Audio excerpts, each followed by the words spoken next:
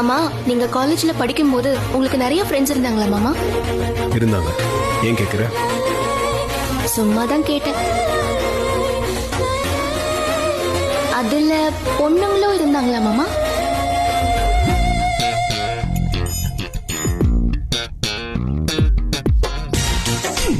இவ்வளவு நேரம் என்ன பேசிட்டு இருக்காங்கன்னே தெரியல. என் மாமா மேல ஆசைப்படாத பொண்ணுங்களே இல்லன்னு வேற சொல்றா. நான் நேர்ல வரட்டும். சரி, நான் அந்த பொண்ணுகிட்ட மறுபடியும் பேசவா? மாமா அப்ப சொல்லு. ஆமா, நான் வேணும் தான் பாத்திரத்தை கீழே போட்டேன். ஏன் நான் பொண்ணுகிட்ட பேசக்கூடாதா? ஏன் அப்படி பண்ற?